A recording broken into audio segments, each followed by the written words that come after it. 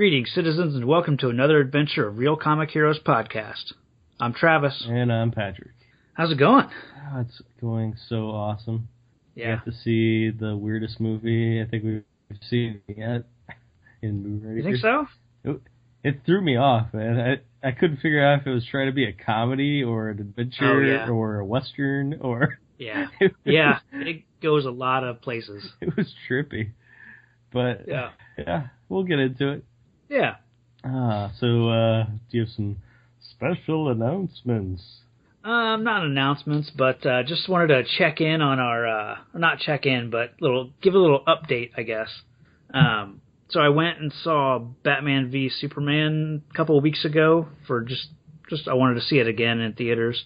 And so they played they started playing the Ghostbusters trailer. And I know we talked about the Ghostbusters trailer a couple weeks ago, and we didn't really care for it, you know? Yeah. And it slowly dawned on me that what I was watching was the international trailer that they released a week after the one we reviewed. Yeah. And it's a lot better. Really? And I didn't care to go and seek out the international trailer when they released it, just because, you know, I wasn't interested, so I didn't feel the need to pursue it, you know. Yeah. But sitting in the theater and watching that trailer, I was like, you know, it's a better trailer. They just changed a couple things, and I don't know. I'm a little bit more open to the movie, I guess. Okay. So, and the little, you know, postscript to that little story is there was a kid in the audience, a couple rows down or whatever, and as soon as the trailer was over, I heard him say, "That looks good." Like, he was probably 10 or 12, you know. Yeah. Telling his parents, like, you know, I want to go see that. Like, so it works on kids, I guess. Oh, yeah, I could see that. You know, so I just thought that was like an interesting little update to a movie that we weren't all that excited about, you know. Yeah, I think it's going to be like they always say it, but like, you can look at like Star Wars. Yeah. And the kids that were kids during the original 3 hate the later 3, or the prequels. But the kids that grew up during the prequels kind of like them. Yeah. So it's all about, I think there's like the older original generation that sort of has a, this is mine and why are you messing with it kind of mentality. So I think that may be part of what we're tapping into is that same, hey, it's not our Ghostbusters, what is this? Right. There's ladies here with boobies. Yeah. And that's funny because the end of the international trailer ends with Chris Hemsworth's character drawing them a logo, like, you know, coming up with the Ghostbuster logo for them. And it's like it's a ghost shape with huge boobs. Nice. And he could tell that they weren't very enthusiastic about it. So he said, you know, if you want, I can make the boobs bigger. So it was, you know, a funny little, I like that little joke, but you know. Yeah, I mean, I'm up for seeing it. It's just, it wasn't necessarily, I don't think, the fact that I was like, oh, this isn't, you know, Ray and the gang. It was the head spin thing and totally. the weird hat gag they had where... Yeah, the tone of it is weird. Yeah. They're going for slapstick where the original wasn't trying to be funny that way. So, but I could see a 10-year-old kid thinking it looked cool because it does have those like weird ghost, you know, effects. And for a kid, that looks pretty cool. I mean, to me, it was confusing because I saw Jack Skellington, but he doesn't know that. Right. Stupid kid. Kids are dumb. Yeah. Had some 6-year-olds telling me, hey, you're that kid, you smug little bastard. Yeah. It's all relative. Yeah. Oh, man. Well, that's interesting. Yeah, I didn't even know they had an international trailer. Yeah, I think they dropped it like a couple of days after the backlash of the first trailer came out. They were pretty quick to release the international trailer. So. Yeah, because the Hemsworth part was like nothing. And he actually had a line or two and a little more meat, you know. Yeah. To to his scenes or whatever. So cool. Yeah. The only other thing I wanted to talk about real quick was, since we just released our Alien episode, and actually yesterday, I released the episode yesterday because yesterday was Alien Day. I didn't even know that was a thing. I heard about it a couple of weeks ago, but I thought, whatever. But then once I realized I'd be able to edit and get the episode out, on April 26th, which I guess in Alien, the planet is designated LV426. So, of course, the internet, just, Jeez. Looking for any kind of reason to make something a day, Yeah. So, but today they released just a little bit of information on the next Alien movie, Alien, I guess, 5, or it's going to be a Prometheus sequel. So it's going to kind of bridge Prometheus and Alien. Okay. So it's more of a sequel to Prometheus, and it's about a group of people, explorers, go down to this planet, and then the only inhabitant of the planet is David, who was the android from Prometheus. So, and it's going to be the same. It's going to be Michael Fassbender playing David again. So I thought he was good. So interesting. Should be interesting, yeah. So hopefully we get a little bit more Alien in in that movie. So does he go back with those travelers to create the group that sends out the other robot dudes? I don't know. Is he the secret organization? Well, he works for the company, so I don't know. Yeah, I'm not entirely clear on how much time passes between Prometheus and Alien. I got the sense that it was hundreds of years, but yeah, I mean, it obviously wasn't too far because the body was still there when they were in Alien. Oh yeah, the big chair started. Oh yeah. Alien. Because he was a little more fossilized though. So. Oh, was that fossilized? Okay. I think so. I got the impression. So I don't know. Okay. Maybe he looked gooey. So maybe that was just water or something like that. Oh, okay. So I thought he was still kind of icky sticky. Gotcha. Okay. Okay. Yeah, that's all I... Let's see. Those are my little updates. There was a bunch of trailers that released since our last episode, but, Yeah, it's already old news now. Yeah, Doctor Strange and a new Ninja Turtles and a couple other, spots for Captain America. We didn't even talk about the Spider-Man stuff on Captain America, so... But everyone else has already talked about that stuff to death, so we can move along. Does he web sling and make smart aleck remarks? Oh, yeah. Nice. I haven't seen the new trailer. Oh, really? No. I'm like an old man. I don't... Yeah. What's this internet? Give me a good old newspaper. In my day. Yeah, I'm weird like that. Yeah. All right, you want to get into some Moonraker? I suppose.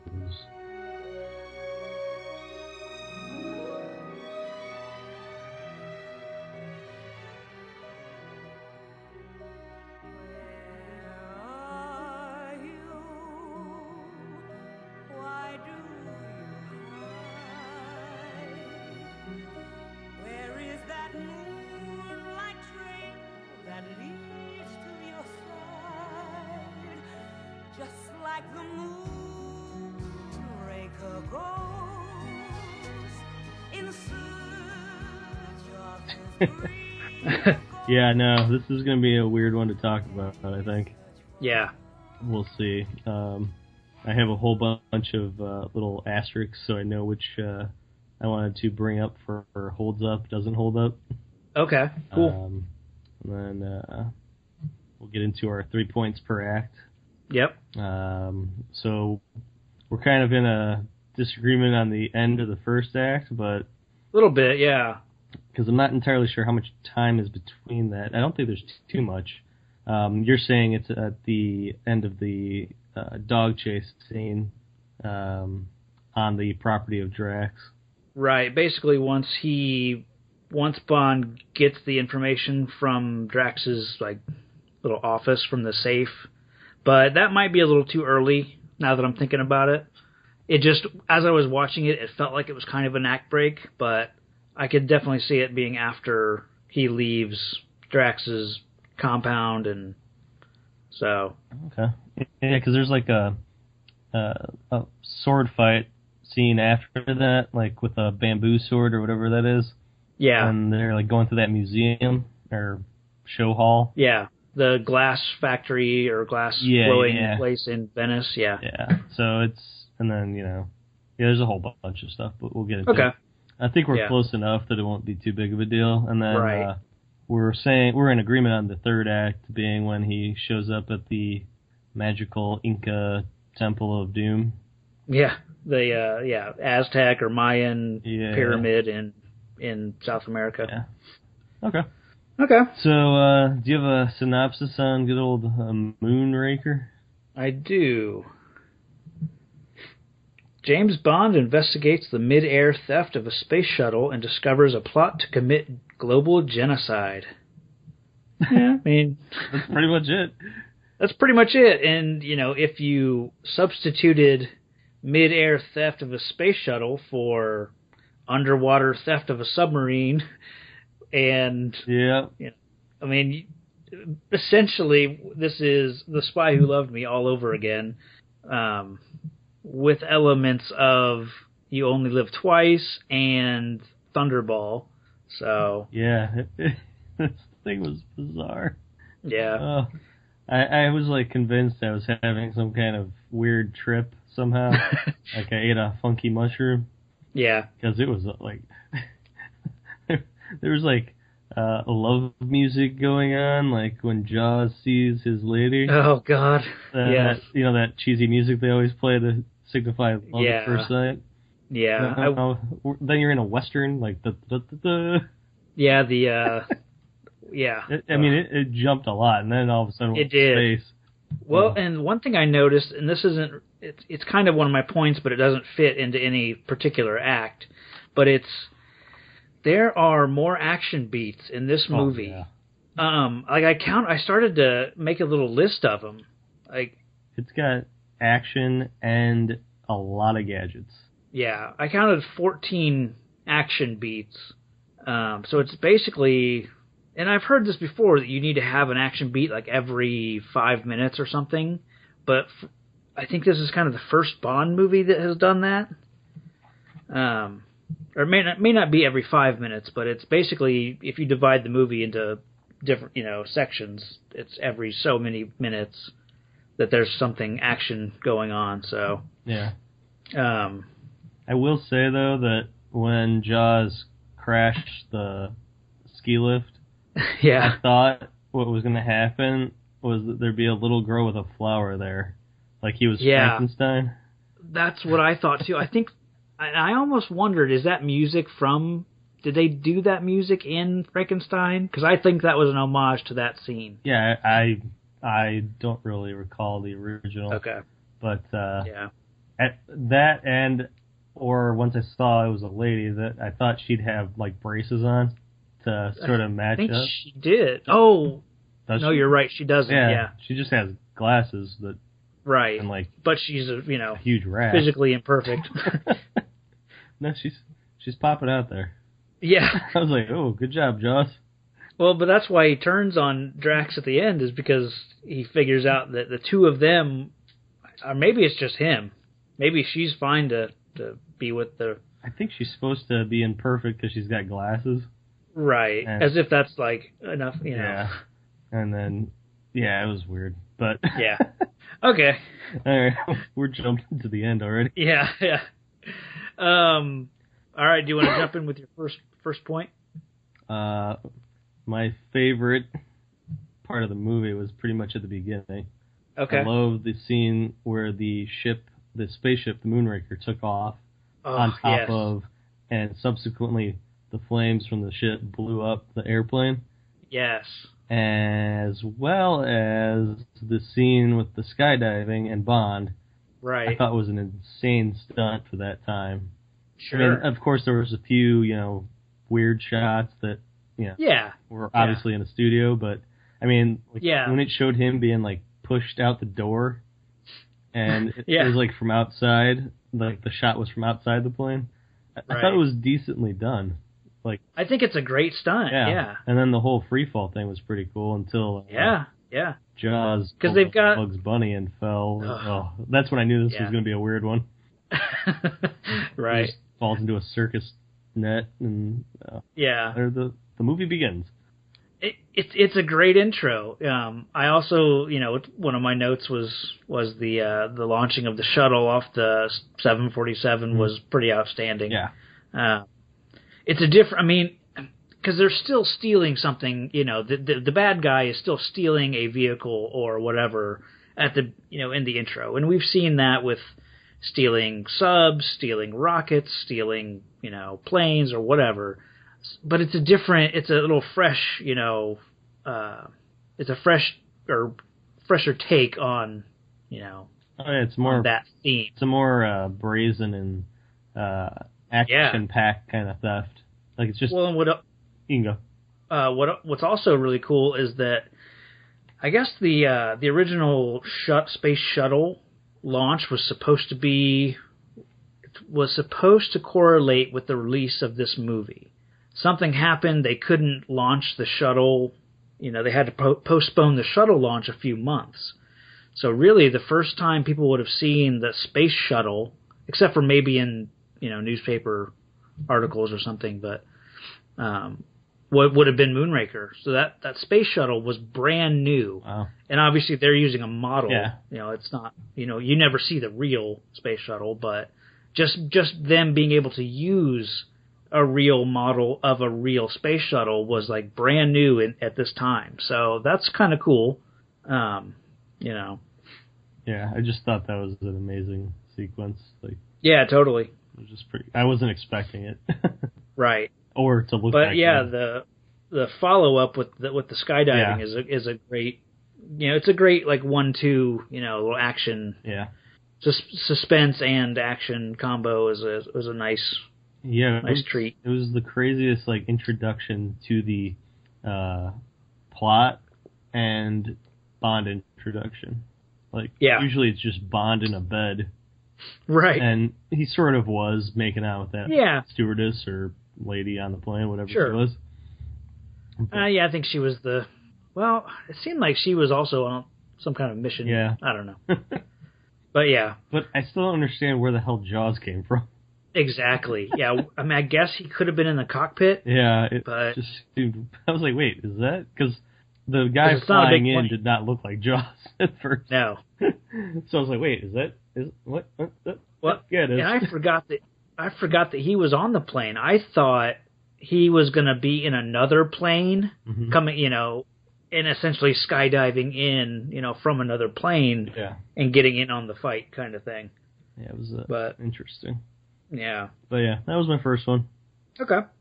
I guess my first one.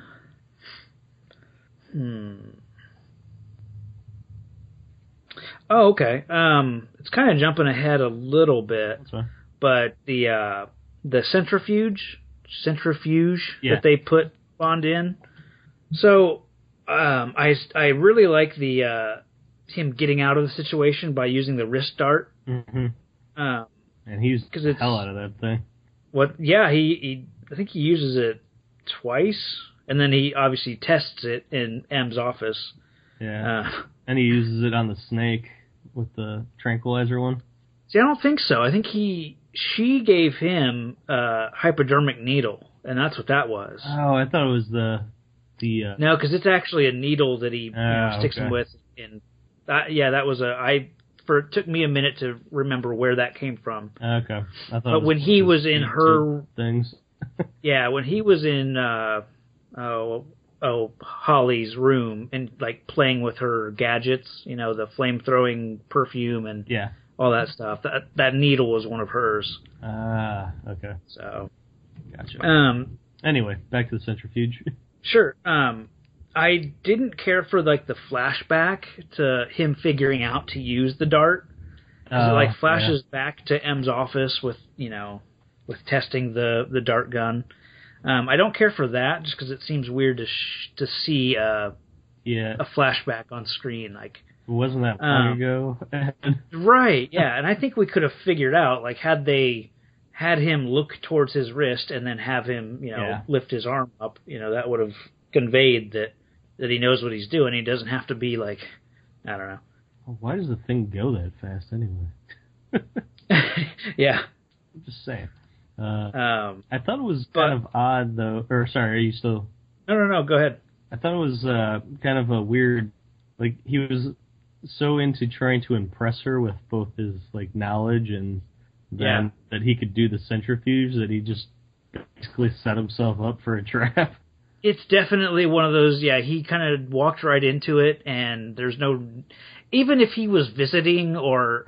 It's weird because I'm not real clear on what his cover story is. Why would he need to get into that situation? Because he's there. Everyone knows he's Bond, and he's there to investigate the theft.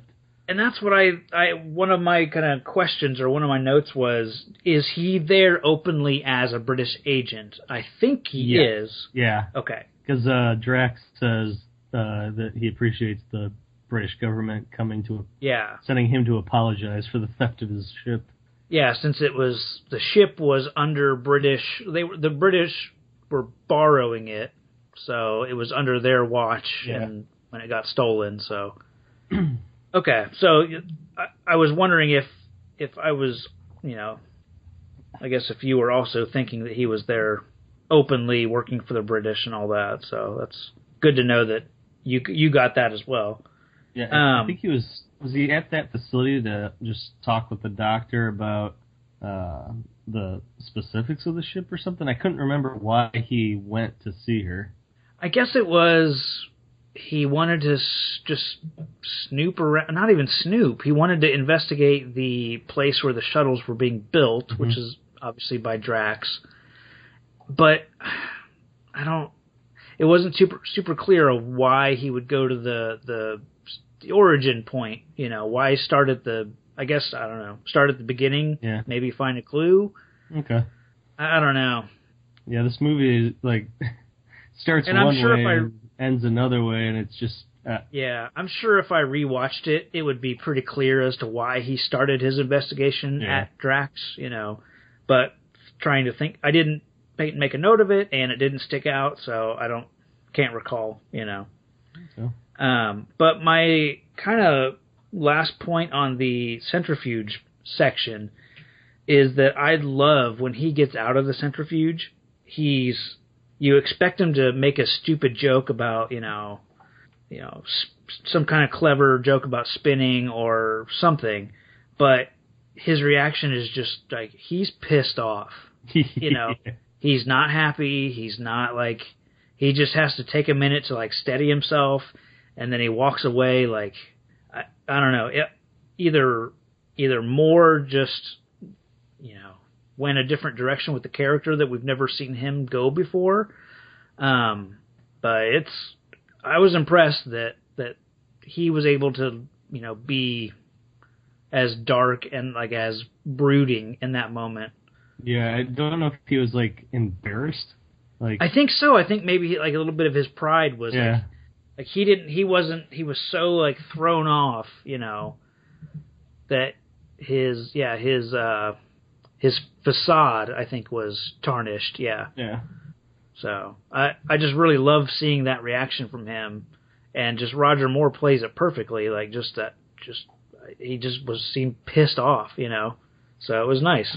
I think you're in love with Roger Moore. I think so. Yeah. Oh man. Okay. So second point for Act 1, as I stall for time. Yeah. I'm going to go with a scene I really liked, which was the pheasant hunt. Yes. The great scene. Yeah, like the little setup of Drax, giving a look to this guy, and then he goes off and hides up in the tree, and then Bond walks over. And, Bond's trying to play it cool, like, oh, I'm sure I wouldn't be a great shot like yourself. Right. And he's like, please, let's try it out. And then of course, he's aiming at the pheasant, but misses. Yeah. And Drax is like, "Oh, you missed," and he's like, "Did I?" Right, as the guy as the falls corpse from the falls tree. from the tree. Over there.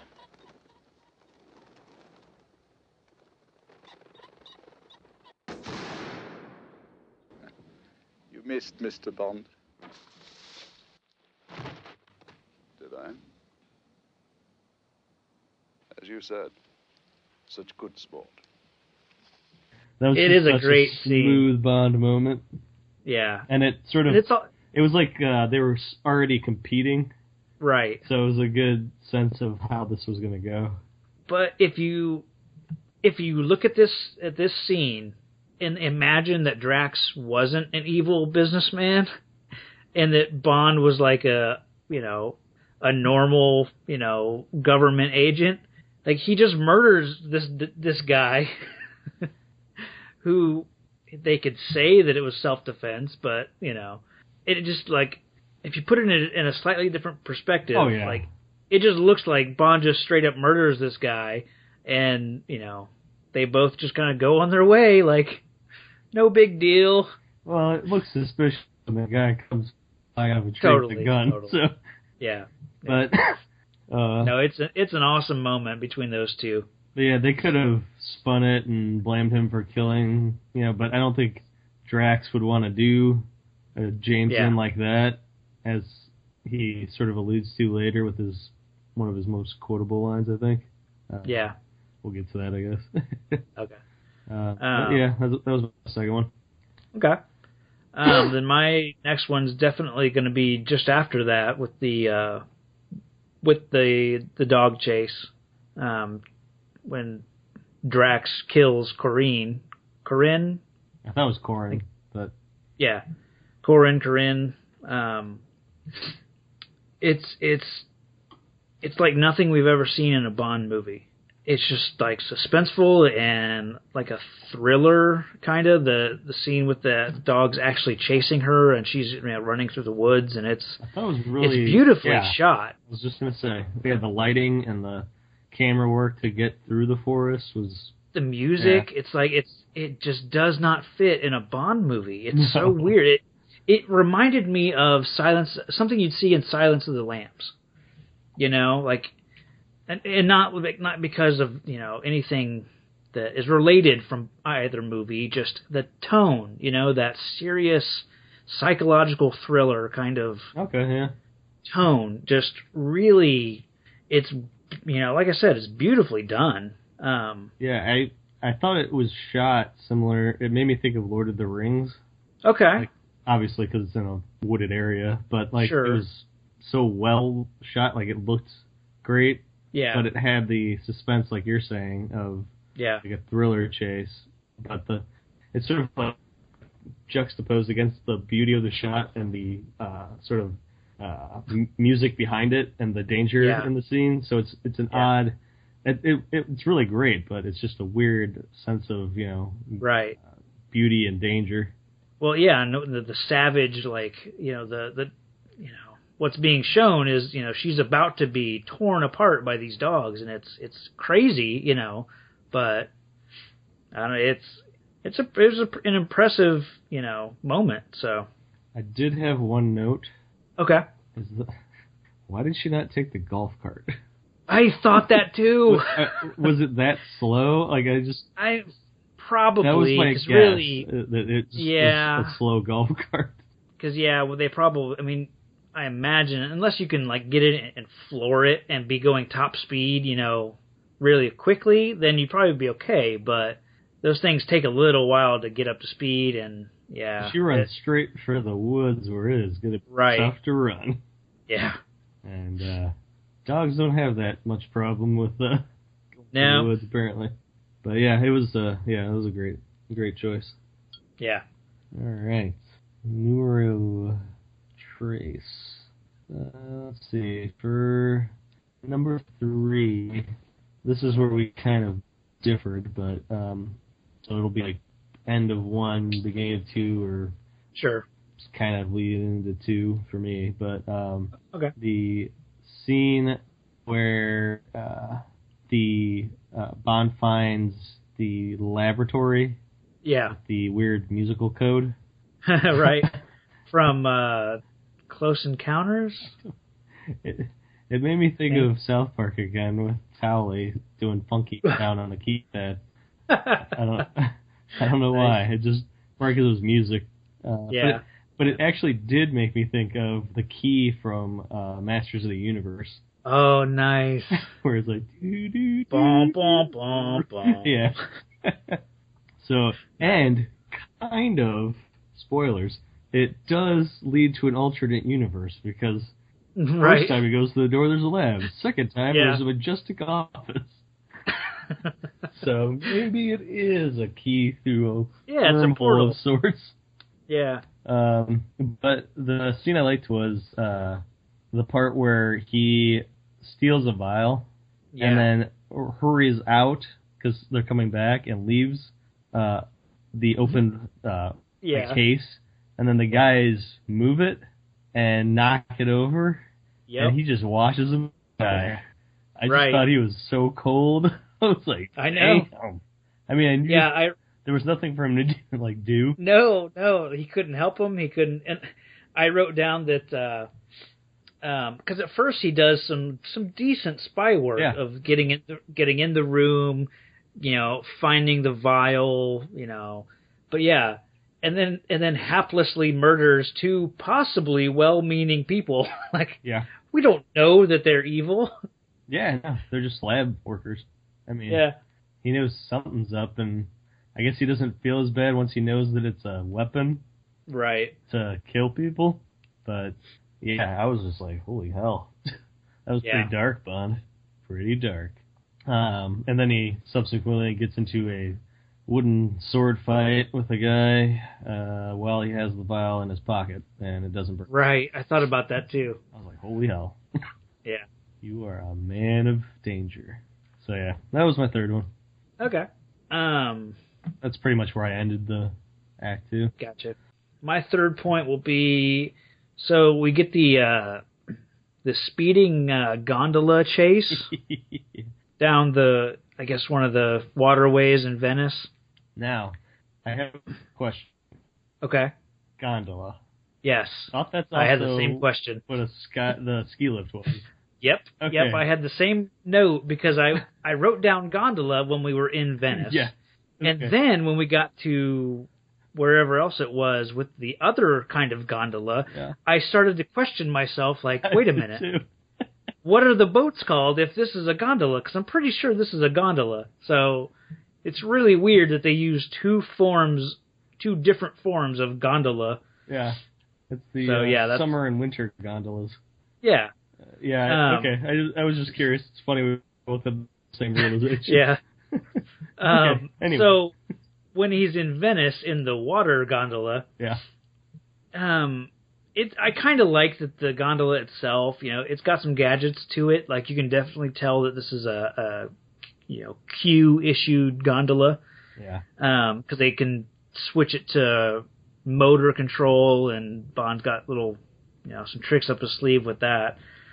So it starts kind of well, but then it turns into a hovercraft, and Bond pulls up to this market square with all these people, and we get no end of reaction shots to him coming out of the water in this thing, and it there's a dog that seems freaked out. There's a literal pigeon double take. A pigeon does a double take. I did a double take. I was like, am I really assuming this? Right. And then we have the return of a guy from Spy Who Loved Me who was on the beach when Bond pulls up out of the water in the Lotus. Yeah. He's he looks at his wine bottle what am I doing or whatever. And then in this movie, he gets a similar scene where he's sitting at a cafe table and he looks at his wine bottle as he's seeing Bond drive by in a hovercraft gondola. And it just goes on and on this weird, chase thing that I don't know. It was when he came out of the water and I was waiting for yakety sax to play. Yeah. It just seemed weird and comical. Yes. Like the tone of it, it was, it threw me off. I was like, oh jeez. Okay. Well, at least that ends the boat race chase, right? Oh wait, it doesn't. Oh wait, that's one of 2 boat chases. Yeah. But at least J.W. Pepper isn't in this one. That is what I wrote down. Okay, because they really could have like shoehorned him in. Like he and his wife were on another vacation in Venice. Yeah, I'm kind of surprised they didn't do it. So. Good Lord. Yeah, but yeah, I mean, I was hoping you'd bring that up because it was quite the scene. Yeah. And poor choice on weaponry by the guy in the car. The knife. Yeah, why would you throw knives? I mean, it was a weird choice. I appreciate an assassin with a gimmick, but it's a lot of like he's got the coffin that lifts up with the array of knives, and then he's got the pop-up knife display. Yeah, it was weird. You know, yeah. As soon as I saw the pop-up knife display, I'm like, well, he's not going to use any of that. Yeah, you brought too many knives. Yeah, you only have 2 hands, buddy. Yeah. And you're already past him, pretty much, by the time you actually start throwing your knife. Oh, man. Okay, so I had Act 3 basically starting with him going to Rio. Okay. And meeting what was she? She was a liaison, or she was MI6. I think she was stationed there. Yeah. Just basically his contact. Okay. Yeah, well, she's there when he gets into his president's suite, and she's at the bar. Right. And she tells him about one of Drax's warehouses. Yes. In Rio. And they, of course, have to walk through a carnival-like experience because it's right. And then we have the reintroduction of Jaws. Right. And I'm pretty sure I had a nightmare about the giant clown head he was wearing as he was walking down the alley. It's pretty creepy. I was really wanting to fast forward to that part because it was giving me the heebie-jeebies. Not gonna lie. Yeah. But I like. Yeah. Good. It was like it was so weird that he was so careful. Like, it was just a weird scene because he's there to scare her, and then he picks her up and starts pretending to dance with her. And well, yeah, because everyone else pops out, and he's got to make it look like he's. That was so weird. Like, she wasn't even fighting. Yeah. I don't understand what was going on with that scene. It was so weird. I think she was just beyond terrified, and like because it was so chaotic, because it was a carnival or whatever. So. Like, I think she was even screaming, but to everyone else it just sounded like her, in party mode, I guess. And then, I don't know. Yeah, it's one of those scenes where it's like, no one understands what's really going on. But yeah. I know everyone's I do like, drunk though. And everything. Yeah. I like that once he kind of gets swept away by the crowd, that at a certain point he just kind of throws his hands up and is like, well, whatever, I'll just go with it. Yeah. Like if you watch his hands, he kind of like throws them up, like, well, whatever. Yeah, I'll catch up with you later, Bond. Yeah, but man, I think it's around this scene that Bond sort of explains Jaws. She's like, "Who is this guy?" Yeah, and he goes, "Oh, that's Jaws. He kills people." Right. Like, Bond. I expected him to have like his whole like backstory that he grew up in a mountain village and right. Yeah, his father was a circus performer, and his mother was and his mother was a orthodontist with a penchant for overdramatics and gave him his metal jaws.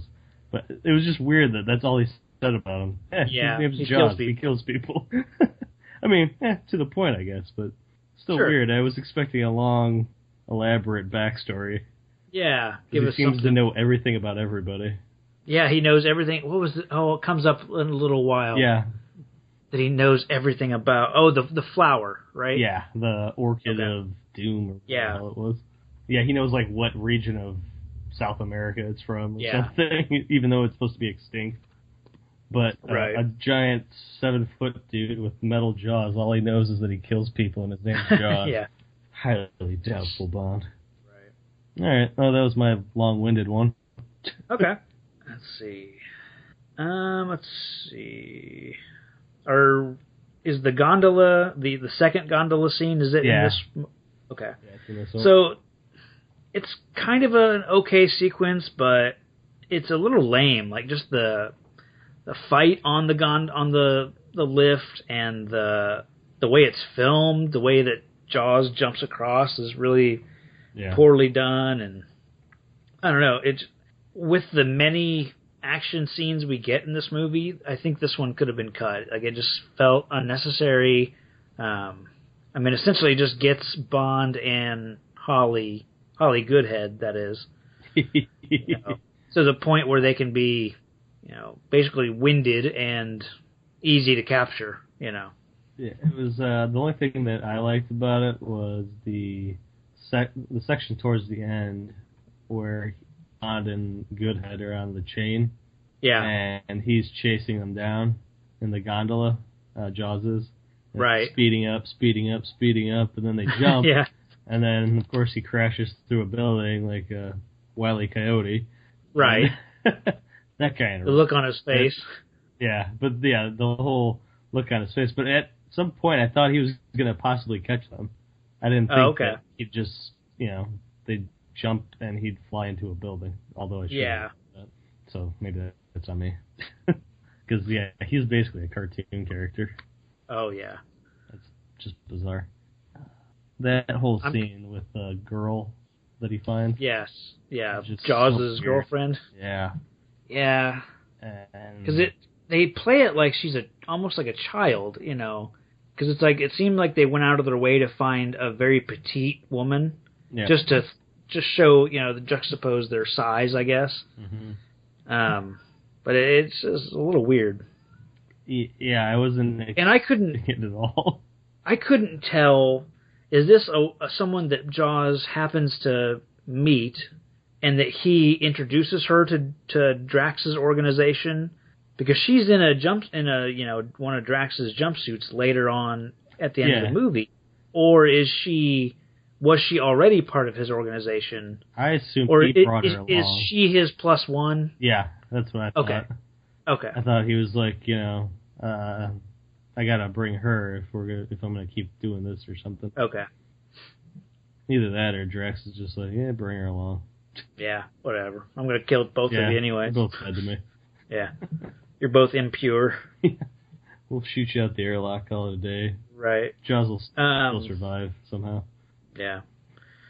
This isn't really a point, but what do you think about Drax? I like the look of him, and I enjoy him. Like, he's kind of he's got his own wit, and like he's got I'll let you say it if you know it.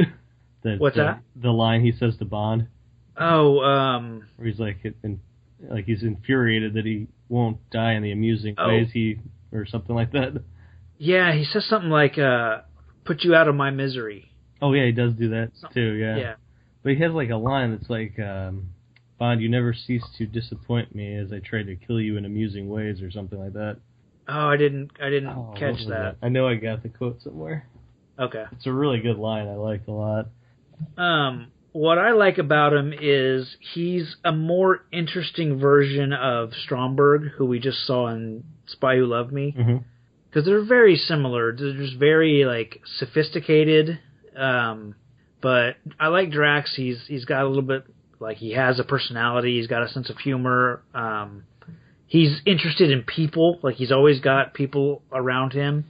And something I didn't even notice, but in the reading that I did, he has a Chinese bodyguard in Chang. Mm-hmm. He's got a French helicopter pilot, an English butler, an American scientist, and whatever the hell Jaws is. Yeah. But I guess that's considered to be very cosmopolitan. Surround yourself with so many different nationalities and everything, and so. Although I couldn't figure out what don't they usually have a defect? They usually do, but I don't think he has a physical abnormality like everyone else. And this is the third. well, it was a third book, but I guess the only similarities between the book and this were like the name of, Drax and like maybe one other thing, but it has nothing to do with space, So. I found the quote. Okay. It's, Mr. Bond, you persist in defying my efforts to provide an amusing death for you. Nice. I love that line. Yeah. Because it's always funny that they're trying to kill him in these elaborate ways, and he straight up says it. He's like, I'm trying to kill you in a fun way. Why won't you die? Yeah. Let's see. Yeah, I really enjoyed him. Yeah, good. It was a lot of fun, and he seemed pretty... He was as witty, I thought, as Bond was. So they were good at yin and yang. A very dry wit, but yeah. Mm-hmm. Okay, so where are we? We just finished the gondola. We are running into that weird Western sequence. Oh, yeah. Is that before or after the... trying to think of when is the other boat chase that leads to the hang glider. Is that right before he hits the pyramid? Yes. It's after he meets up with M. Because this is, I think... Yeah, I'm trying to remember now. Okay, so we're basically at the South America MI6 headquarters. Is this where he meets up with M and then they go back to the lab and it's no longer there? Is that this? That was... The Western shot goes to like a Western headquarters for M. Sure. I think this... Okay, this was... Okay, the scene where he and... His name's Frederick, I think. And M all go to investigate what Bond found in the laboratory. That was in Venice. And then obviously they find... Yeah, he gives gives M the vial. Obviously they find the empty room, which leads me to believe that the laboratory was actually built inside of that room, and then they just tore it all down to hide it. Yeah. The Western scene is the vial discovery, like what... Yeah. Okay. That's when M tells Bond to basically take 2 weeks leave, and Bond says he's going to go to Rio. So that's what takes Bond to Rio, because he sees Holly's flight plan. Yeah. So, okay. So, do you want to talk about the Western scene ensues? Yeah, I guess they just have to get across country, and they go by horse. So yeah, it's just an excuse to Bond put Bond in a poncho, a cowboy. Yeah. It's just like the scene in Spy Who Loves Me where he's like dressed up like a sheik, and I don't know what the proper term is, but basically an Egyptian, I guess, or like when he was like was he riding a camel in the last one? I think so, yeah. Yeah. So, it's just another scene of Bond trying to blend in, I guess. Yeah, my favorite. But then we get the... my favorite's Connery as an Asian guy. Yes. Oh, God. 6 foot 4 or 2, yeah. Has his hair down and... he's Asian. Yeah. Still got a Scottish accent. That's awesome. Right. But, this is where they talk about the orchid and Bond knows everything. You seem to be right, 007. Thank you. It's a highly toxic nerve gas that appears to have no effect on animals. May I see the formula? It's a chemical formula of a plant. Orchidea nigrum. A very rare orchid indeed. Yes, it was thought to be extinct until a missionary brought one back from the upper reaches of the Amazoko. Actually, he brought it back from the area of the river Tipperary. Well done, James. Get up there. Yeah, but we also get the pretty sweet, weapons demonstration. Little Q branch in South America with the fake guy under the sombrero hat who's taking a nap. So, is it racist? Yeah. I like the weird ray gun that melts your head. Yes, that was a nice setup for the end of the movie. It was. So like, where does that come from? I do like the exploding. Star Wars. Yeah, I like the exploding bolo. Oh yeah. thing. That was pretty cool. After this, I wrote down another effing boat chase. Yes, yeah. But at least the boat was cool. Yeah. Had a lot of weaponry. Yeah, and a lot of explosions. It's a well done boat chase, I guess. I mean, it ends with a cool stunt of him. The boat, the top of it lifts off, and he hang glides out of there, and he gets Jaws just the longest reaction shot ever of him, just kind of looking concerned but kind of smiling. Yeah, it's because of weird. It's a weird character. It really is, because it's they either need to say why he's invincible, other than he's just big. I mean, I don't think being big makes you invincible. If anything, we've learned the bigger they are, the weaker. The weak hearts and weak, weak knees and all that. Yeah. And every time I see him, I can't stop thinking about Happy Gilmore. Right. I keep looking for a nail to be sticking out of his head. Alright, so yeah, I like that he crashed the hang glider and didn't just land and change outfits like he normally does. Oh, that's right, because he gets caught up in the trees, doesn't he? Yeah. Okay. Yeah, usually he's got a smooth landing and then he just changes his outfit. Right. But this was a little more realistic, at least. Yeah. Let's see. I don't really have anything else for Act 2. Yeah, there wasn't a whole lot. It was a lot of just another boat chase and a little exposition on the flower. Yeah. And then it goes basically to the Inca temple or whatever you want to call it. The pyramid. Yeah, in that scene I enjoyed a lot the conference room that collapsed down and then that was above. amazing. That was so cool. I wrote table sinking into the floor !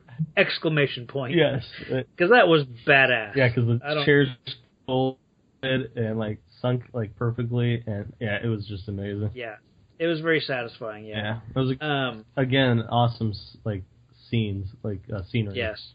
What is it called? Stage scenes, I guess. Production design. That's what I'm looking for. Yeah. And that's something I wanted to talk about. I don't think we mentioned last time that Ken Adam passed away between... Maybe I did mention that last time we talked. Yeah. But the production designer who's done all of these great, sets, he passed away recently. So. Okay. I like that there's a lot of diversity among Drax's people. Yeah, at first I thought it was a bunch of white people. But... It's really not. It's once you kind of look around, there's a lot of diversity. So, good on him for that. Well, he's... well, later Bond sort of says it. Here they are, 2 by 2. Yeah, yeah. They're all paired up every kind of quote-unquote person. Well, I noticed earlier in the movie when Bond meets Drax, he has 2 women sitting down having tea or whatever with him. And then he meets him later on the pheasant hunt, and he has another pair of women. I think they're different women. Yeah. And so it's interesting that he always has a pair of women that he's introducing Bond to, and then having them, take their leave. Yeah, I never quite understood that. I kept waiting for something to come to light on that, but right, have the women be trained as bodyguards and fight him or something. Yeah, I thought they were observing him so that they could take him out later or something. Yeah. What was the one with the Vegas? Bambi and Thumper. Yeah. Yeah. But yeah, that was I wasn't sure if they were 2 different sets of women or not, because they were both sets of countesses and well-to-do folk. So all those rich people look alike. Yeah. Okay,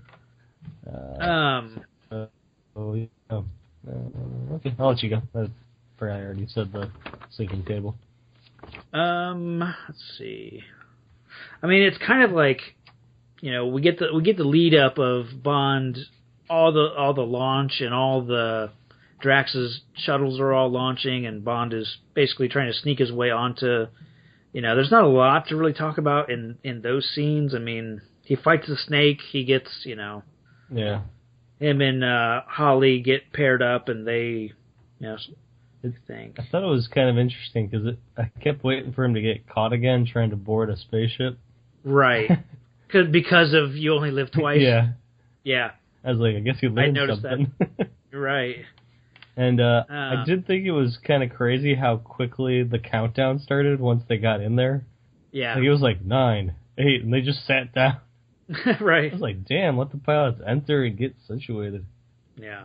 I like that, the idea of getting into a space shuttle and launching into space phases Bond, not even in the slightest. Like, he just goes with it. I didn't even think about that because he was so non-reactive to it. There wasn't even this is, here's one for the ages, or here's, there was no, actually what could have been cool was, twice, earlier in the movie when Bond meets Moneypenny, he tells her, I got thrown out of an airplane, or then, I forget what his excuse was. Fell down a mountain, yeah. It'd be this, Moneypenny, you'll never believe this, or, something to that effect would have been funny, but... See, I just assumed he was too busy thinking of sexual positions in Zero Gravity. Probably, yeah. Yeah, you're probably right. But yeah, it's just weird that, doesn't ruffle his feathers at all, the idea of launching into space. So I wrote down that it took an hour and 32 minutes to get Bond into space. Yeah, yeah. The whole time I was like, this movie's going to just be in space, right? Right. It's called Moonraker. Yeah. I was like, where the hell is he getting to space? Right. What do you got? I like the actual launch scenes. I do too. And the entrance from that shot where it shows them leaving Earth.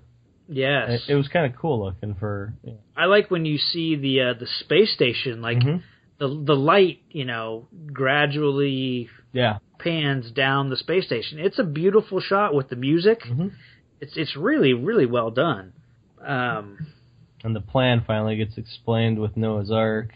Right, yeah. With 2x2, so he's there to repopulate eventually. Because something from that orchid... Some formula from the orchid is going to poison all the people on Earth. Mm-hmm. And I guess is their plan to stay on the space station for a while to give the Earth time to kind of change a little bit, and then eventually they'll all go back to Earth? Yeah, it seemed like I thought he said that the people's children will go down to Earth and know that they're essentially that there's a god up there, and that was him. Okay, yeah. Like somebody watching out for them. And this was, I remember when we were watching Spy Who Loved Me, and Stromberg's plan was to set up a colony on the bottom of the ocean, but we never saw any hint of, that he had ever gathered all these people. Yeah. So I like that with Drax we get, throughout the movie we've seen essentially all these people on Drax's property, basically. So I like that it pays off with them all being, taking this journey. Yeah, it kind of makes me think of, what is it, Kingsman? Yes. Because it's a similar idea. It's very similar, yeah. And I'm sure they got that from this and from other Bond would think so. Film. I think it's interesting that I think it was a note that I saw on IMDb that in the space battle at the end, all the men are basically fighting, but we don't ever see any of the women fighting. And it's what happens to all the women? Because we assume that most of the men die in the battle. See, with the people outside in space, I couldn't tell who was man and who was woman. Sure. They're all... I guess that's true. That some of them...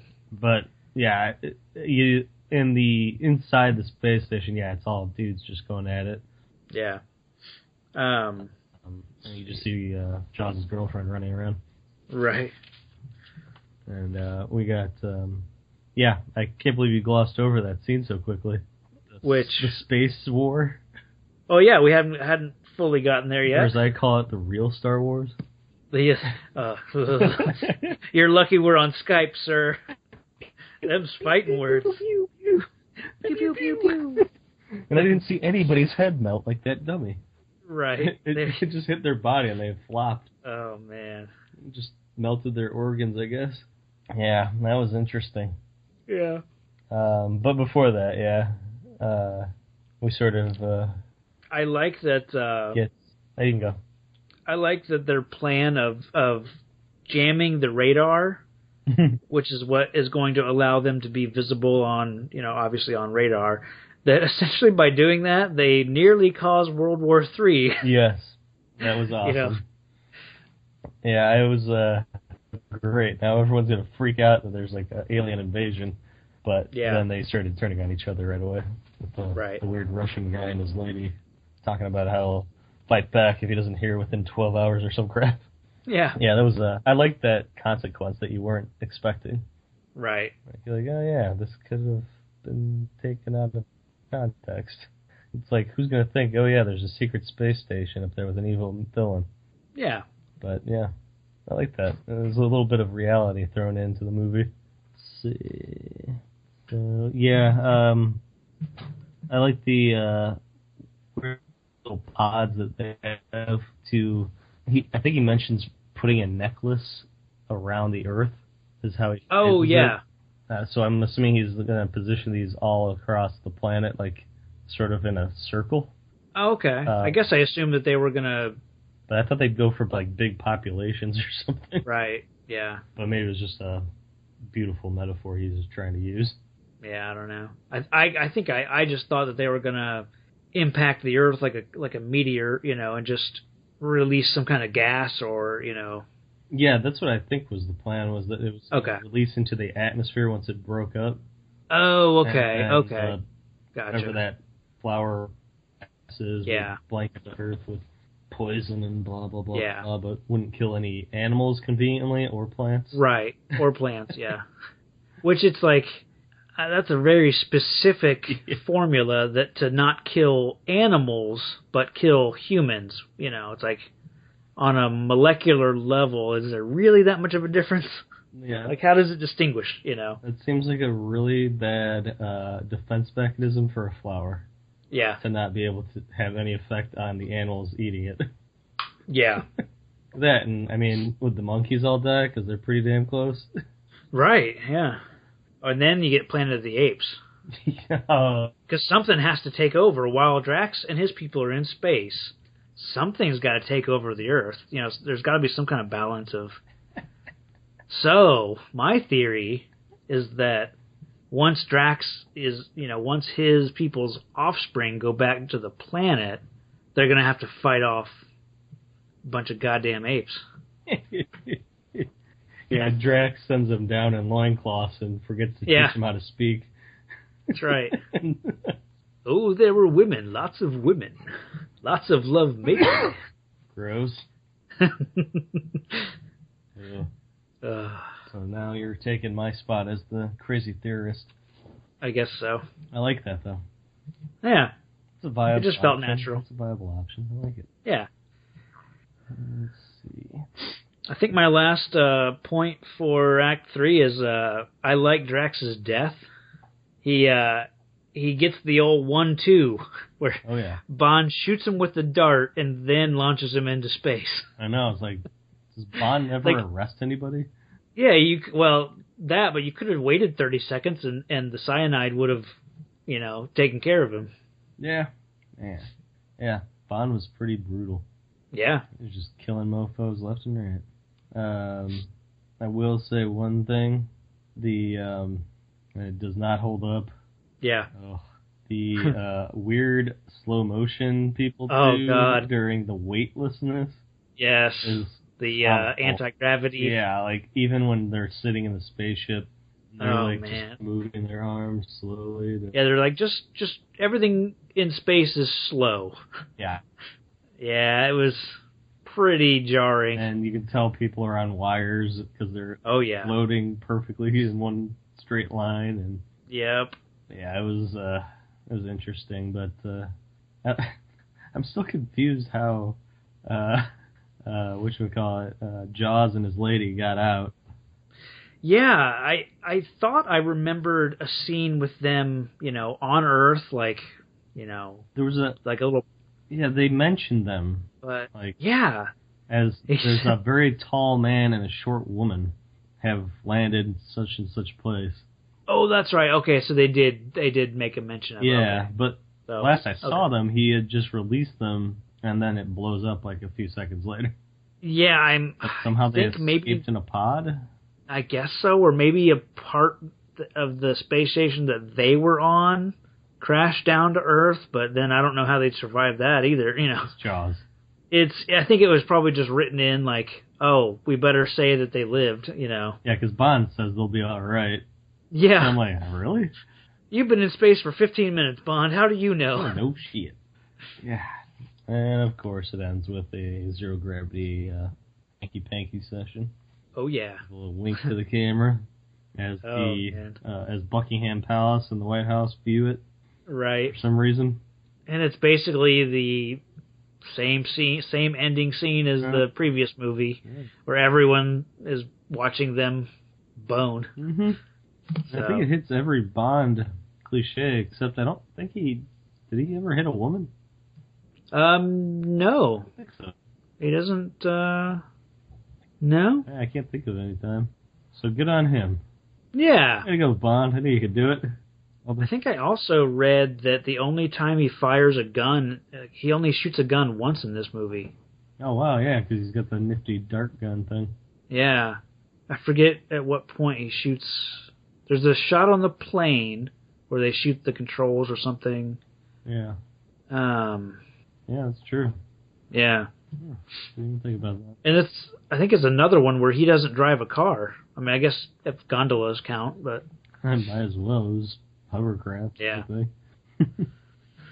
Yeah, so got any other notes as far as, just general stuff for the movie? Oh, I thought an unfortunate name of Goodhead. But yeah, we didn't really talk about her much. The character wasn't too, she didn't fall to pieces once they became sort of together. Yeah. She sort of still said who she was. Yeah. So I give her credit for that, but...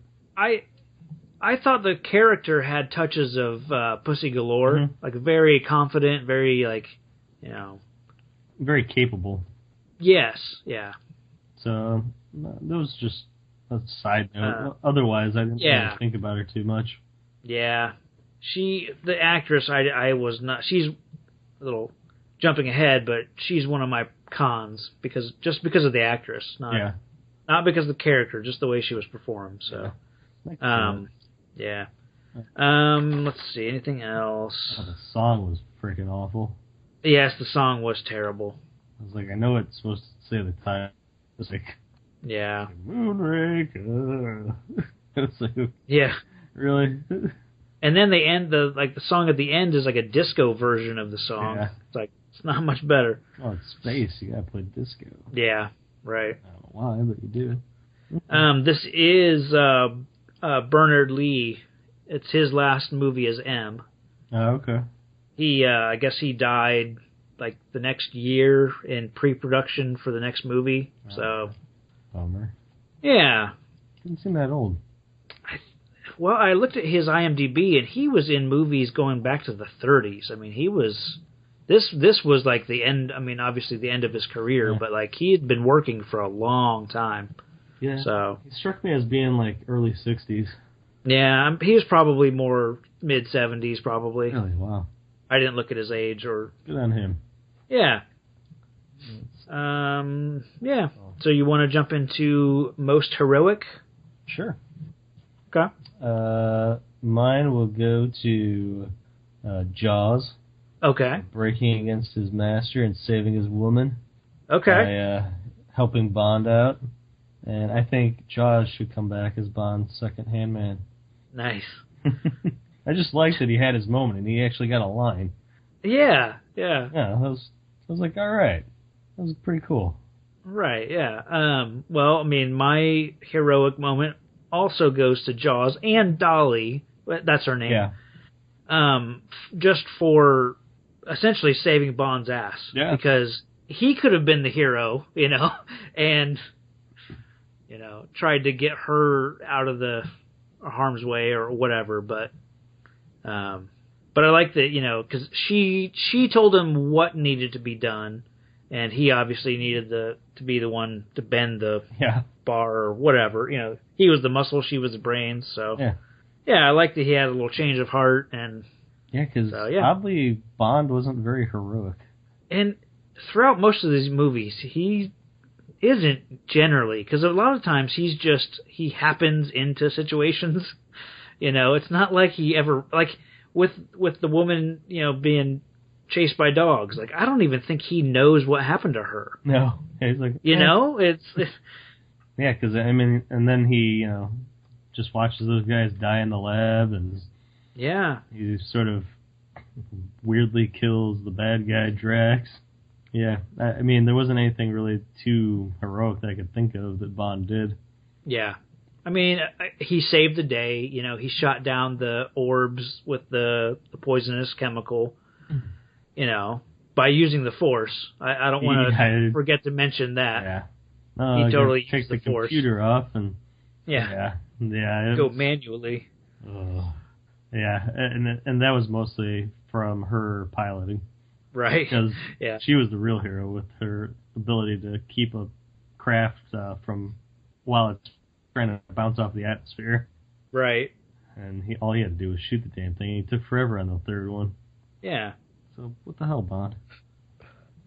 And it wasn't even like a weird swamp rat size. The thing was huge. I know, yeah. Come on. And by the way, M was 73 when he passed away. He was 73? Okay. Yeah. Well. Born 1908. Yikes. Oh. Right on. So yeah, big bucket of win. Yeah, I was debating whether I say it or not. What's he gonna do? Huge bucket of win. Oh, is that what he said? He goes, back and forth. Okay. Sometimes it's big, sometimes it's huge. Whatever. Big cauldron of yes. Or something. I think I heard him say. Yeah. We won't say who. That way we can't get in trouble. There you go. He'll never know. Right. Well, he will never know. What's your most villainous? Trying to think. I'd say Drax turning on that lady and sicking the dogs on her. Yeah, it has to be, right? Yeah. I mean, that was just cold-blooded. Yeah. I mean, it wasn't her fault. Bond easily found a horribly hidden safe. Right. I mean, but she did actually help him. I mean, it wasn't even she made a choice to help Bond. So not even really. She just looked where the safe was. She didn't. I don't think she meant to. Yeah. Like, she's like, so where's the safe? And then she just looks. Yeah. And like, I guess that's true. I guess she was also giving him a lot of information that she probably knew she shouldn't, and and she didn't report it when he did. Right. Yeah. But I thought that was pretty messed up, Drax. Oh yeah. Yeah. Because that was not a pleasant way to go, I'm guessing. No. I guess the honorary mention would go to Bond for the lab workers. Yeah. It was brutal. Watching those two dudes just get... I thought they were going to start melting. Oh. Like, horrible effects were going to kick in. Yeah. So, at least they didn't do that. It'd be cool if like their skin started bubbling. Or... Yeah, I thought it was going to be like Lost Ark. Yeah. The face melts and it's a skeleton. Right. And stuff. Oh, that'd be great. But, no, they just wig out and fall against the glass and then cradle into a position. I was kind of hoping that one of the guys would make eye contact with Bond and realize, like, what did you do to us? Just have that moment of, like, realization right before he died that he sees Bond, It's like a very Archer moment.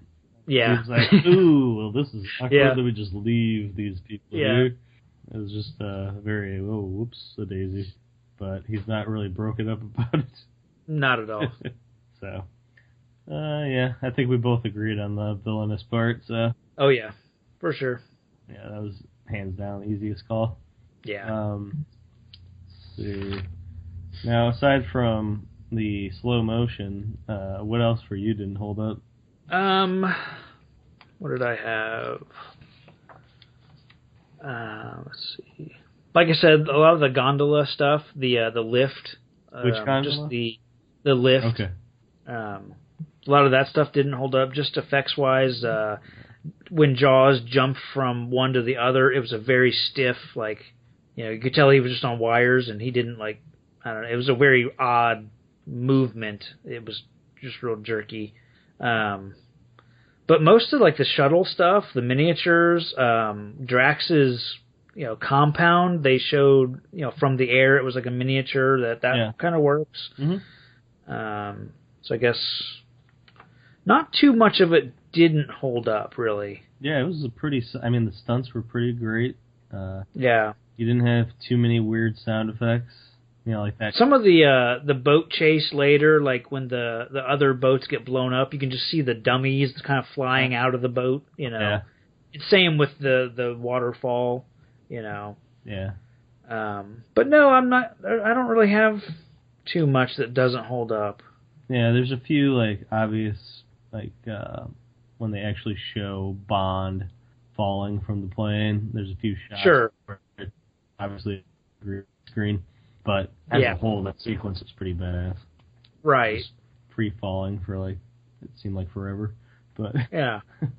When was it? What doesn't hold up, obviously, was the Star Wars battle. Yes, the space battle was pretty bad, and obviously all of the slow motion anti-gravity stuff does not hold up. So, yeah. Unfortunately, that's towards the end of the movie, and that's what I remember the most. Right. Yeah. So that kind of ruined all the awesome action sequence that led up to that. Right. I don't know if it was supposed to look cooler than it ended up looking, but oof. I think they were just trying to cash in on that Star Wars appeal. Because the sound effects for the laser, man. It's like pew, pew, pew. Yeah, it was literally pew, pew, pew. Yeah. Like a guy was just sitting in a microphone going pew, pew, pew. It's so weird. Yeah. That's the whole thing of this movie. It's just all over the place. Right. But it's still fun to watch. Yeah, it was. So it's very conflicted. I feel bad for liking it as much as I did. I don't think you should. I think it's a good... Yeah, because I checked it out, and I'm not alone. It's a 60% on Rotten Tomatoes. So okay. That doesn't surprise me. It's still technically, not the rotten section. Sure. But it's not a great film either. So yeah. That sort of makes sense. So I don't feel as bad now. Yeah. You want to jump into pros and cons? Sure. Pros, we've killed it to death, but the stunt work was exceptional. Sure, yeah. All around. Aside from the space zero-G stuff. Yeah.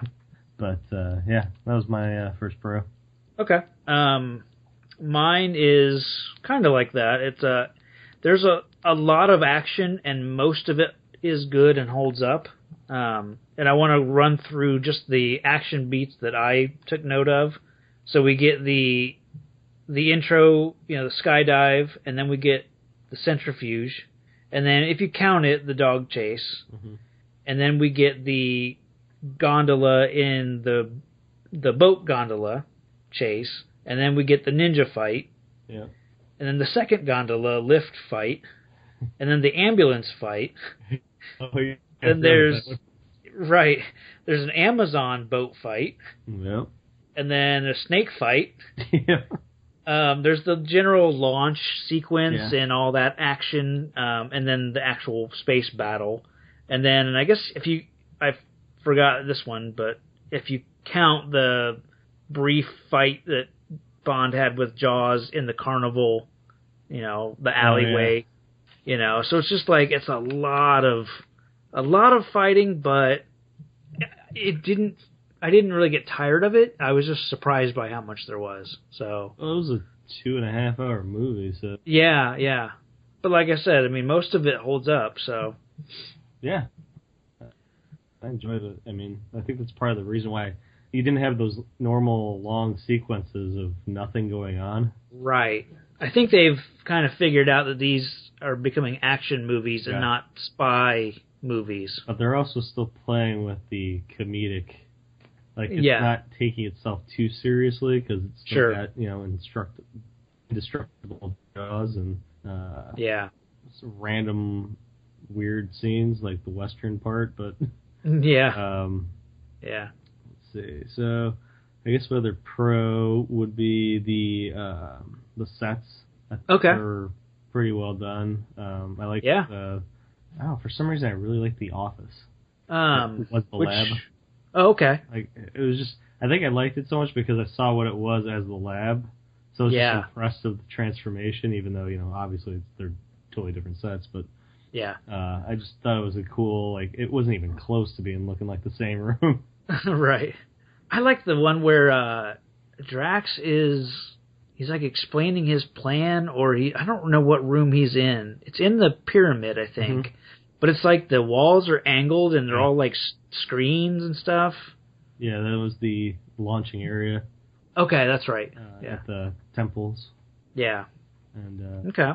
Yeah, I mean, I can't think of a bad set, really. For me, the only bad set would have been where he fights the snake, because it's like part of it looks like a temple. There seemed to be like a lot of like vines and stuff hanging that's just kind of get real muddled as far as like what was, just seemed very messy, Yeah. But they weren't in that space for very long, so. Yeah, I didn't even think about that part. Yeah. Okay. My second pro would be just there's a lot of sweet tech in this one. Yep. He's got the obviously the dart gun. Yep. He's got the cigarette case. Yep. Yeah, you got that cigarette case that's like a X-ray device. Yeah, so the lock. The gondola boat that kind of has some hidden features, and then the boat with the hang glider, and then that watch that he's able to set off an explosive with. So don't forget some laser guns. Well, yeah, I don't tend to count the tech that we see that Bond doesn't get to use. So like when we see Q demonstrating all the gadgets and stuff, like if Bond doesn't use it, I don't tend to lump it in with what I consider like. So I had one part that I rolled my eyes at was the 007 camera. Oh yeah, I forgot about the camera. Literally says 007, like right. Oh, I was just like, really? Yeah. It's like how hokey is that? I'm sure all of his gear has serial numbers. Mm-hmm. If I was Bond, I'd be embarrassed to have that. It's like having your name on your underwear. It's weird. Right. Sorry for any people that have their name on their underwear currently. I know I'm not. Yeah, you weirdos. Yeah. I used to have oddly too much information coming at you right now. I remember when we were kids, we'd have our initial on our clothes. Okay. Because me and my brothers were at one point similar sizes. Oh, sure. So we'd always confuse each other's shirts. Yeah. And I demanded it be put on the underpants because I didn't want to confuse underpants.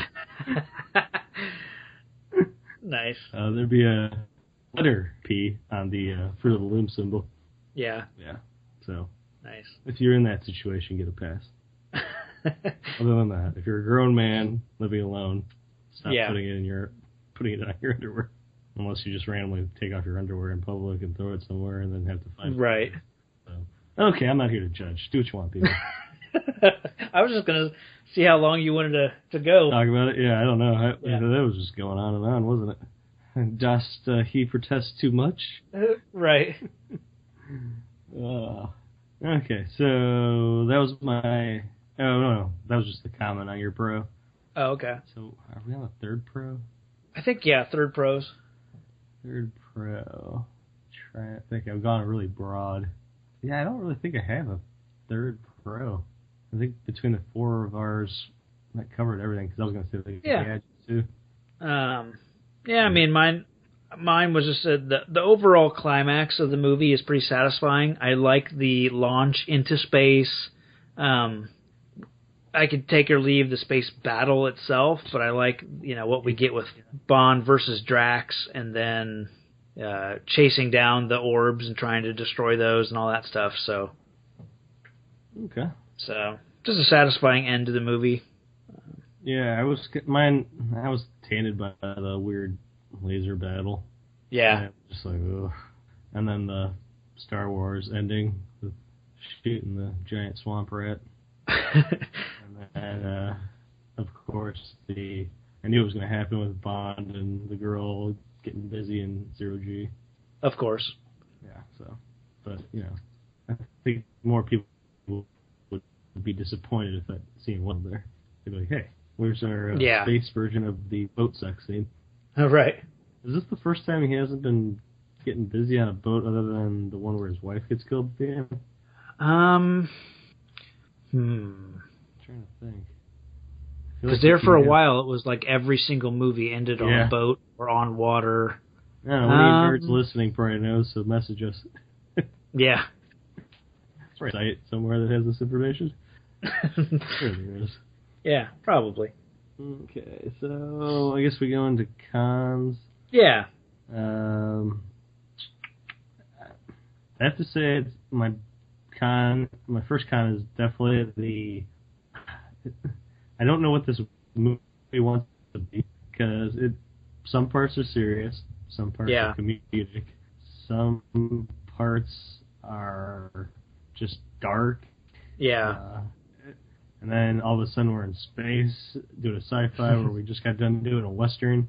Right. And we're just finishing up a Starsky and Hutch chasing on boats, and I don't know. It was just weird. Like, I felt like I was watching a bunch of different movies. Sure. I didn't feel like I was watching one cohesive film. Yeah. Well, with that intro, it's like Jaws lands in a circus that has no payoff. It's like, yeah, you'd think he would. I don't know. I guess we don't need to see what happens to Jaws in the intro, but that was just a weird button on the end of an intro. Yeah, but yeah, I get what you mean. Sequence, like the juggling and the clowns and the flipping, like in the title sequence. But I was thinking that they were gonna come back to that, and that's like Jaws' home. Right. Like he was a circus freak or something. Yeah. So I thought it was gonna tie in that way, but it never really amounted to anything. Yeah. Other than a horrible way to catch somebody from a free fall from thousands of Yeah. But yeah. So yeah, that was my big one. My big one is, I don't know if I can stress this one enough, but a pigeon does a double take in this movie. I don't know how. For one thing, everything should be a surprise to a pigeon. I mean, a car driving by should be like, "What is that?" Like, what about? You need to watch the cartoon with those three wise birds. On Animaniacs? Or Good Feathers. Yeah, or something Good like Feathers, that. yeah. They're streetwise pigeons. That's true. They know what's up. And when one does a double take like that one, you know something really crazy is going on. Yeah. I think that's what they're getting at.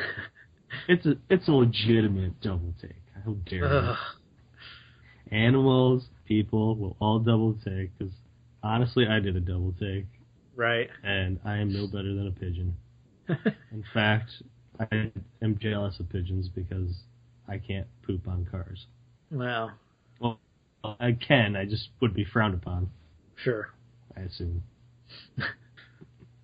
But yeah, but that's what I'm talking about. They have like those weird scenes, like that's in the same movie as this intense dog chase. Yeah. Yeah. It's just it can't figure. I think it's like a transitional movie. Yeah. Like it's trying to figure out if it's action, comedy, serious spy movie, or it's all over the map. For sure. But oddly, it still works okay. Oh, it does. Wish I could explain it, but I just guess I don't know why I like it. Right. My only other con is like I mentioned earlier, Lois Child's acting.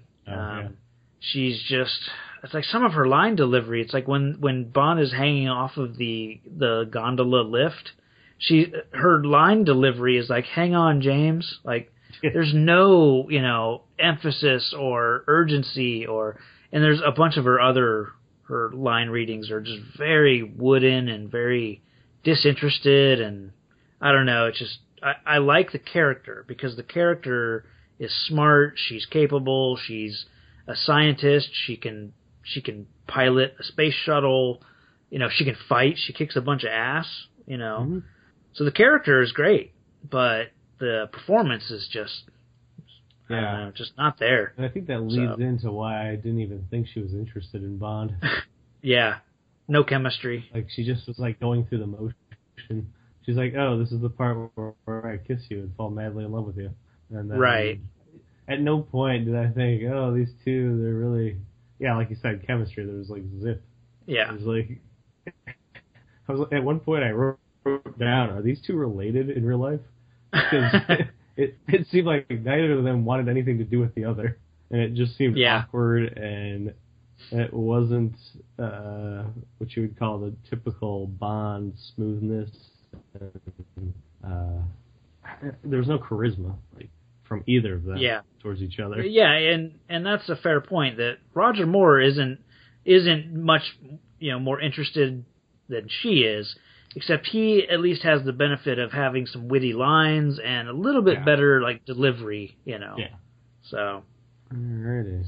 You want to just give an overall opinion and rating and all that?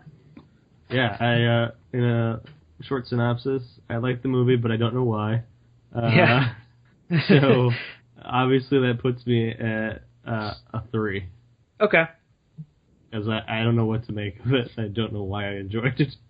It's just, maybe it's just the absurdity of it, and then all the action sequences just saved it, even though the weird space battle happened. But yeah, it's just it felt like a midnight movie. Sure, like people would show up in different costumes from different parts of the movie, and like people would in the audience would start making their own pew pew pew noises during. It just seems like a weird niche cult movie. It doesn't seem like your typical Bond movie. Right. Had this not been a Bond character, if it had been just anyone else, this would have been a Mystery Science Theater movie, They would have torn this movie apart, just with as much as it jumps around and on all that, so, yeah. I mean, don't get me wrong, it's still high quality, Sure. I mean, that it's not like it's a B movie, Mystery Theater. Usually spoofs, but I get what you're saying. Like, the absurdity of the film would be easily parodied, or not parodied, but sort of mocked. Yeah. But it's weird because it's a multi-million-dollar film. And this was the highest grossing Bond movie until GoldenEye. So until 95. Well, I felt like everyone was really into Pierce Brosnan. I knew he had been talked about for a while as taking he was Bond. Yeah, he was supposed to be in License to Kill, or whichever the first Dalton one was. License to Kill and not Live and Let Die. Living Daylights. He was supposed to be in one of those, but the TV show that he was on, he thought wasn't going to get picked up for another season, so he thought he would be able to commit to Bond, and then he got, at the last minute, he got the call that the show had been picked back up. That Remington Steele, I think is what it was, so that's what delayed him from being Bond for so long. Yeah, so I'm guessing that's why that one got so much money, is because... Well, and it was, the first... they had taken a break between 87 or 89 to 95, so there had been a sizable. It is a big gap. Yeah, I was gonna say that it's a fairly decent gap between movies for us until we get to Bond again. Yeah, I think we got at least 7 movies in between or something like that. Something like that. Yeah, I think our next one is For Your Eyes Only. Yeah, let me see. I think so. Is Yep, For Your Eyes Only, 1981. And I guess we don't have too many movies between that. I thought there were more. Because next up is Star Trek: The Motion Picture. Oh yeah. Then Superman 2. Then Star Wars: Empire Strikes Back. Then Raiders, and then For Your Eyes Only. Okay, that'll be a nice stretch of movies. Yeah, that'll be good. Oh, we haven't even gotten to your rating. Yeah. Let's see. It's a very long movie with, I think, too many scenery changes, too many location changes, too much borrowed material from other movies. But I like, yeah. Like I said before, Drax is a better version of Stromberg. There's a lot of good action, like I said, and I think they've really honed in on what Roger Moore can do as Bond. It's a decent Bond movie, but it's not a great movie, if that makes sense. Yeah. So I was kind of waffling between, because I've enjoyed talking about it, and there's a lot of good stuff in the movie, but I'm not in a hurry to watch it again. I think because of those, a lot of those action scenes and a lot of the weird, horseback riding through the, whatever, the South American mountains or whatever, Yeah. Just a lot of those moments that are I could do without this stuff. So I think I would also give it a 3. Okay. So it's not bad, but yeah, it's a perplexing movie. Yeah. It's it could have done with an editor. Yes. Like a Cliff's Notes version of this thing. It's funny because when these movies started, with From Russia with Love, they saved all the action to the 3 in a row action scenes we got at the end of the movie. Yep. And we were complaining because it was why did they save it all to, one after the other, and then it felt like too much action, Mm-hmm. And now it's we're getting all these scenes 5 to 10 minutes between each other. It's kind of interesting how the movies have shifted. Yeah. So. Well, I mean, I'm sure that some of that has to do with budget and other films that in that period of time. Shifting to more of a spectacle and less character development and. Sure. So. And I guess this is the 11th movie, there's not too much that the audience needs to learn about Bond, Yeah. So I guess they can't afford to have more action scenes and less exposition and less character development. I think that's the part that I sometimes forget, is that consider that most sequels suck and that this is the 11th freaking movie. Right. And that's pretty impressive. It really is. And I know we're way into what are we, 27 or something? Or this will be 25. This is our 25th. Is it 25th? Okay. Yeah. So yeah, I mean, the fact that it's been able to keep going is just insane to me. Yeah. I mean, it's run longer than any series I can think of. I can't think of anything that's had a longer run than this. No, I think it is by far the longest running franchise. I mean, maybe it's not going to be the most movies in a franchise, because I feel like Star Wars is going to try to beat that in the next few years.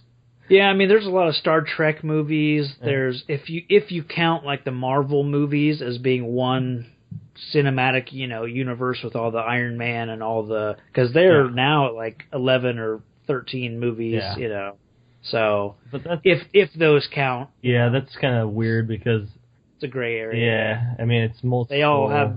Yeah, they're connected by the end sequence after the credits. Pretty much, yeah, and some crossover characters and stuff. Yeah. So I mean, but for one specific character. Yeah.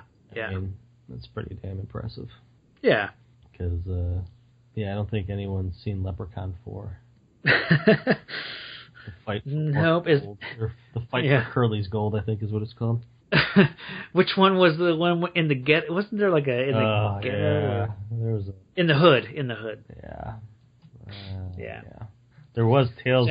Sadly, we won't be covering those. Tales from the Hood. Oh yeah. That was like a spoof on Crypt Keeper, I think. Yeah, Tales from the Crypt. Yeah. Yeah. So Tales from the Crypt, Tales from the Hood. Yeah. Yep. Awesome. I don't know how we just got there. Right. Oh, I blame myself for saying that. It's late. Yeah, that too. Yeah. Oh man. So yeah, go out and see it if you haven't seen it. Yeah, I definitely recommend seeing it. It's a little wacky, you know. Yeah, it's definitely a interesting one. I'd leave it for a late night viewing when you're maybe after you've had a few. See, I don't know, because I struggled to finish it in one sitting because a lot of times the length of it. Because of the length, yeah. Because I started watching it like I want to say it was like 9:15 the other night, and I thought, well, I'll probably get through the majority of it, and then I'll save the next, save part of it for my lunch hour. Then I'll, finish it up at work on my lunch hour. But I try not to do that because I don't want to split a movie in half if I can avoid it, because I think it affects my viewing of it. Yeah. And so when I did it, I just pushed through and watched it all in one sitting, and it felt like I was ready for it to be over, and that could have been because it was late-ish, so I don't know. Yeah, I didn't have that same feeling. I was just, I think I was easily distracted by action sequences. Sure. I was like, ooh, that exploded. Ooh, so did that. Yeah. What else is going to explode? So, yeah. But, yeah, I could see that. I mean, it is a lengthy movie, so. Yeah. But, I'd still recommend checking it out if you haven't seen it. Totally, yeah. It's a good Sunday afternoon movie. Yeah. So, next up, we will go where no man has gone before. That's right. Since we're already in space, we might as well stay out here for a while. The trifecta, as I call it. Ooh. Aliens, Moonraker, and Star Trek the Motion Picture. Hell yeah. Now, I mean, if you're... Superman 2 still counts. Yeah? And then Star Wars. But if you're ready for a break from space, I mean, we could reinstate Captain America 2, Death Too Soon, back on the list. Patrick, are you there, Patrick? Did I lose you? Oh, jeez. I watched it. Why? Just curiosity. Why? Just sheer curiosity. How'd it go for you? It's better. How is that? What? It was better than the first one. Because I think when the movie starts, he's already Captain America. He's not whining about like just taking it easy. He doesn't have to be convinced of anything. He's just already, and then it's almost like a spy movie where he's investigating this town that's somehow involved in this plot to spread this like rapid aging drug. And of course, like the bad guy, Christopher Lee, which he's a bright spot in it. He of course is like he infects this town, kind of like in Goldfinger, where they release the toxin like via skywriting plane. Oh, okay. And spread the gas, and then he'll have the antidote or whatever, if he gets some amount of money or whatever. So it was actually a better movie. So yeah, I feel past. No, yeah, totally. Hard pass. I would still skip it. Yeah, it's like saying, okay, so the first one was bloody diarrhea, and the second one's just diarrhea. Is that what you're saying? Pretty much, yeah. Okay. Still, both are horrible. It's just one's less horrible. Yeah. Okay. I had totally forgotten about this, but once I mentioned the Captain America stuff, Rory, our friend of the show, Rory watched the first Captain America. Our friend. And so he sent in a couple some notes on what he thought of that movie. So he said, that was a pretty terrible film. I had some fun watching it, but I don't think I would have if I hadn't been doing other things while it was playing. And then he said, Big McLarge Huge was pretty funny as Hippie Cap. Big McLarge Huge. Yeah. Which is kind of funny. But, I guess MST3K did a movie that actor was in, and they kept calling him Slab Beef Chest. So it was, I guess, one of the nicknames, or just because he's so goddamn big. Yeah. Yeah. So yeah, well, I guess we won't be doing any more Captain America TV movies for a while, or actually any of the TV movies. Oh Lord. Any of the Marvel or Hulk TV movies. So yeah, I think it's a wise choice. Yeah, that's a good thing. Yeah. So yeah, next up we will live long and prosper. That's right. Have you ever seen the motion picture? I have, but I probably haven't seen it since the 80s. Okay. And the last one I remember is the weird whale one. Oh. So Nice. I know it's not this one, but yeah. I'm wondering how it's going to be when I actually watch it, if I'll remember parts of it and see how it goes. But I vaguely remember watching it at a drive-thru in the 80s. Oh, right on. So. Yeah, I didn't see it till I was in my 20s, mid-20s. Okay. So. Yeah, I was probably like, I don't know, 6 or 7. Yeah. And it was at a rundown old drive-in movie theater. Yeah. Because, even then it was, like freaking 8 years old. So the fact that it was a drive-in. Yeah. I don't know, maybe it was like a nerd marathon or something. Oh, yeah. I don't know what was planned with it, but yeah, I just remember, I'm assuming that's that one, but I guess I'll find out. It might have been a different Star Wars movie for all I know. Star Trek? I'm scrolling to, Star Wars. Oh shit. You better be careful. It's late, people, don't beat me. Don't beat me. Oh, you know what? That may have been Star Trek V, The Final Frontier. That I saw, because that would have come out around that time, 89. Yeah. Okay. Because Star Trek 4 is the one with the Voyage Home. Yeah. That's the one with the whales. Okay. Maybe that was. Yeah, that must have been the one that I saw in the movie or the drive-thru. So maybe I haven't seen the original. Well, I'll find out. Right on. I think I've heard good things about it, but I guess we'll see. Yeah. I'm guessing not then. I don't dislike it. It's not one that gets a lot of praise. Okay. But I think because, not to give anything away, but I think because Wrath of Khan is so good, like it's just kind of like you got to get through the motion picture to get to Wrath of Khan. So I'm sure when it came out, it was probably it's probably pretty well received. But then once Wrath of Khan came out. Yeah, what's that? Sort of tainted.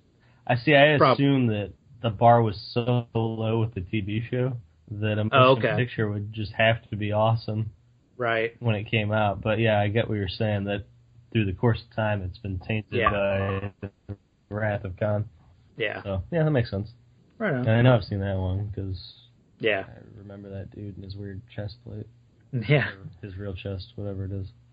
Armando. Yeah, Armando from Planet of the Apes. Yep. Oh man. So yeah, let's see. All right. See how I like Star Wars, the motion picture. That's where Spock and Chewbacca hang out, right? Yeah. Spock Baka. Yeah, I love that meme photo where it's a picture of Picard, and it says like, "Use the Force, Harry," and it's attributed to Dumbledore. So. That's awesome. Use the Force, Harry. Nice little mashup of all everything that's wrong. Yeah, that's a whole lot of anger right there. Yeah. Oh man, that's awesome. Okay. Well, all right. I guess we'll ready to wrap this up. Yeah, we'll wrap this up and call it a day. I think this movie has sort of tired me out. Okay. Just talking about all the weirdness that is involved. So, Yeah, you want to tell the folks where to find us so we can get the hell out of here? We're everywhere on social media at Real Comic Heroes. Email us at realcomicheroes@gmail.com. Use the hashtag Podern Family, and you can find a lot of really good shows to listen to. So, I think that's it for this week. Okay, I'll leave with 2 parting words. I know people listen to podcasts in all stages of their day, so hope you're having fun at work. Hope that was a good poop, and hope you didn't fall off the treadmill. Have a good one, everyone. Right on.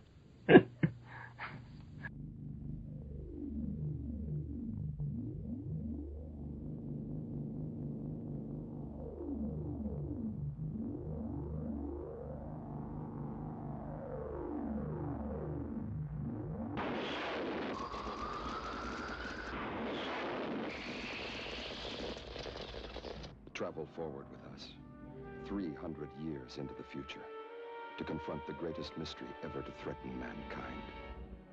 We are aboard a huge starship called the Enterprise. This is the return of Captain Kirk. An alien object of unbelievable destructive power is less than 3 days away from this planet. Mr. Spock. I offer my services as science officer. Dr. McCoy. Scotty. And joining them on their mission, Commander Will Decker and Navigator Ilea. I'm sorry. That you left Delta 4? Or that you didn't even say goodbye?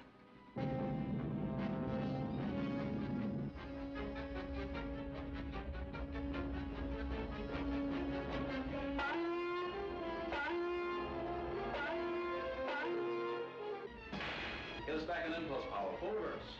Wormhole distortion has overloaded main power systems. The lane phaser order. Fire torpedoes.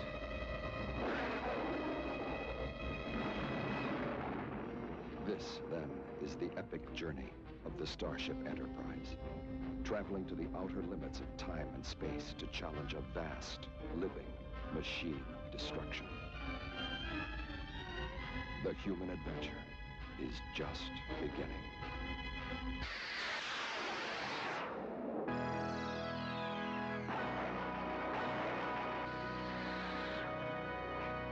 Star Trek, the motion picture.